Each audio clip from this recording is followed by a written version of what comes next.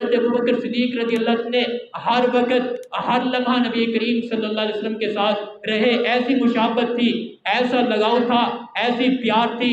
علماء نے لکھا ہے نبی کریم صلی اللہ علیہ وسلم نے حضرت ابو بکر صدیق رضی اللہ عنہ کے متعلق یہ نہیں فرمایا لو کان بعدی نبی لکان ابو بکر، حضرت عمر کے بارے میں فرمایا کہ حضرت عمر اگر میرے بعد کوئی نبی ہوتا، میرے بعد کوئی پیغمبر ہوتا تو وہ عمر ہوتا۔ ابو بکر صدیق کے بارے میں کیوں نہیں فرمایا؟ حالانکہ مرتبہ، مقام، عظمت اور شان حضرت ابو بکر صدیق کی زیادہ ہے، حضرت عمر کی تو کم ہے۔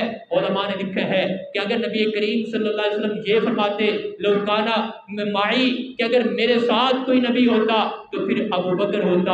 ابو بکر ایسا ساتھ تھا، ایسا جڑا ہوا تھا کہ ان کے لیے بعض کا لفظ بولا ہی نہیں جا سکتا تھا، ان کے لیے بعض کا لفظ استعمال ہی نہیں ہوتا، بعضی کا لفظ دوسروں کے لیے ہے۔ اگر مئی کا لفظ ہوتا کہ میرے ساتھ اگر کوئی نبی ہوتا تو پھر نبی کریم صلی اللہ علیہ وسلم فرماتے اگر میرے ساتھ کوئی نبی ہوتا لو کان مئی نبی لکان ابو بکر، اگر میرے ساتھ کوئی نبی ہوتا تو وہ عمر ہوتا۔ ایسے ساتھ لگے ہوئے تھے، ایسی مشابت تھی۔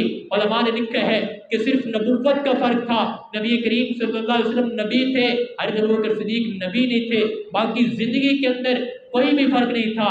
آپ تاریخ اسلام کو اٹھا کر دیکھیں، پڑھیں کہ نبی کریم صلی اللہ علیہ وسلم کی عمر کو دیکھیں، حضرت ابو بکر صدیق کی عمر کو دیکھیں، نبی کریم صلی اللہ علیہ وسلم کی عمر بھی 63 برس ہے، حضرت ابو بکر صدیق کی عمر بھی 63 برس ہے، نبی کریم صلی اللہ علیہ وسلم کی وفات بھی پیر کے دن ہوئی، حضرت ابو بکر صدیق کی وفات بھی پیر کے دن ہوئی، نبی کریم صلی اللہ علیہ وسلم کی وفات کے وقت بھی سرحان حضرت عائشہ تھی، حضرت ابو بکر صدیق کی وفات کے وقت بھی سرحان حضرت عائشہ تھی، نبی کریم صلی اللہ علیہ وسلم نے وفات سے پہلے مسواک کو استعمال کیا، حضرت ابو بکر صدیق نے بھی وفات سے پہلے مسواک کو استعمال کیا۔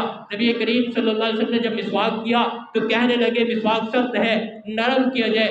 حضرت ابو بکر صدیق نے بھی جب مسواک کیا تو کہا مسواک سخت ہے، نرم کیا جائے۔ نبی کریم صلی اللہ علیہ وسلم کی مسواک کو بھی نرم حضرت عائشہ نے کیا، حضرت ابو بکر صدیق کی مسواک کو بھی نرم حضرت عائشہ نے کیا۔ نبی کریم صلی اللہ علیہ وسلم کے نواسے کو بھی شہید کیا گیا، حضرت ابو بکر صدیق کے نواسے کو بھی شہید کیا گیا۔ نبی کریم صلی اللہ علیہ وسلم کے نواسے کا سر کاٹا گیا، حضرت ابو بکر صدیق کے نواسے کا سر کاٹا گیا۔ نبی کریم صلی اللہ علیہ وسلم کے نواسے کو خلافت کے معاملے میں شہید کیا گیا، حضرت ابو بکر صدیق کے نواسے کو بھی خلافت کے معاملے میں شہید کیا گیا۔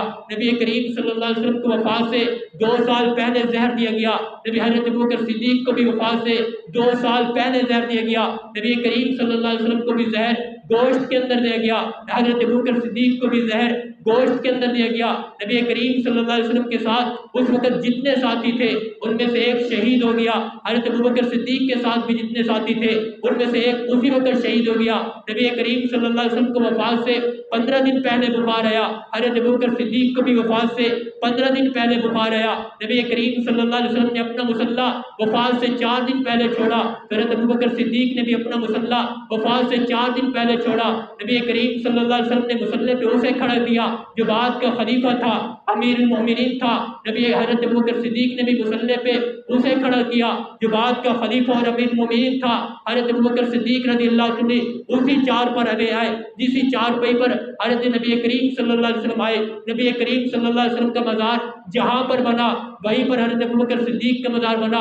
علماء نے لکھا ہے کہ جہاں سے کل قیامت کے دن نبی کریم صلی اللہ علیہ وسلم اٹھیں گے وہیں سے ابو بکر صدیق اٹھیں گے، جیسے کل قیامت کے دن سب سے پہلے نبی کریم صلی اللہ علیہ وسلم جنت کے اندر جائیں گے اور ابو بکر صدیق بھی جنت کے اندر جائیں گے۔